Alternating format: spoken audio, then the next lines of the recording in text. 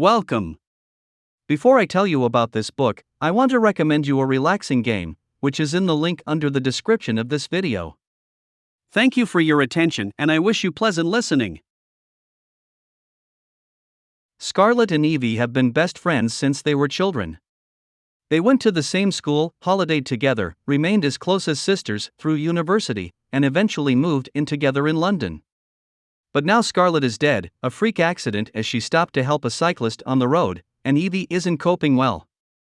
Not least because she argued with Scarlett the night before she died, but because Evie also has MS, a debilitating disease that saw her give up her beloved violin and has left her all but housebound. She can't contemplate life without the one person who made life feel less difficult, and she certainly can't forgive Nate, the man she blames for Scarlett's untimely death. Watching as her friend struggles to come to terms with her loss is Scarlett, who's stuck in a strange kind of limbo. She witnesses Evie falling into the dark depths of depression.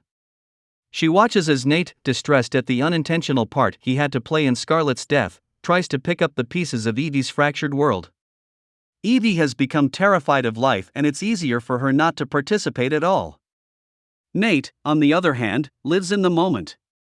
He doesn't like to linger in one place too long, or dwell on things he can't change.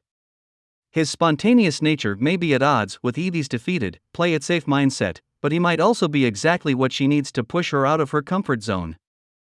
Told from both Scarlett and Evie's perspectives, one moment is a story of life and death, of endings and beginnings, of learning to take chances even when it scares the hell out of you.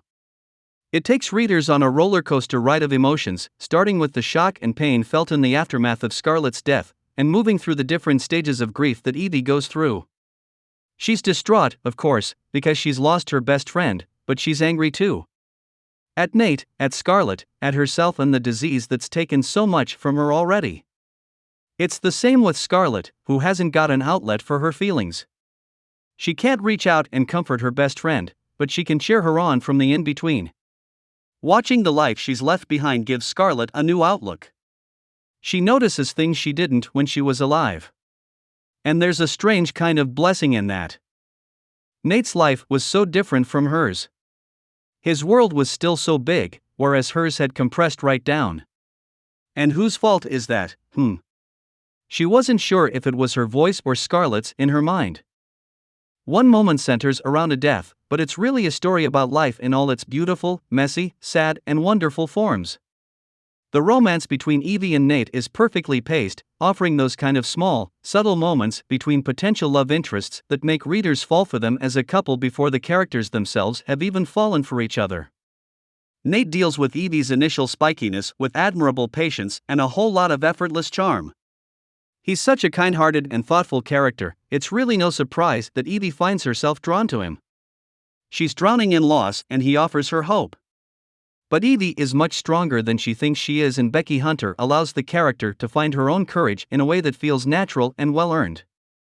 Whilst the romance between Evie and Nate is integral to the story, there's a much bigger love story at play here, and that's the love between Evie and Scarlett. Their relationship might have become strained in no small part due to Evie's MS, but their shared history isn't something that can be easily erased. There's such a sense of sisterhood between them. They champion each other's successes and commiserate each other's defeats. That doesn't just disappear when Scarlett dies. If anything, the time and distance makes their love stronger because they begin to understand each other better. One Moment is such an easy book to read, but it never compromises on emotion or realism. It's a poignant, uplifting and life-affirming tale of friendship, love, grief and learning to let go. But mostly it's about finding the strength to be brave and let go of the fears you can't control. It'll have you welling up one moment and smiling the next. And by the end, your heart will feel a little fuller.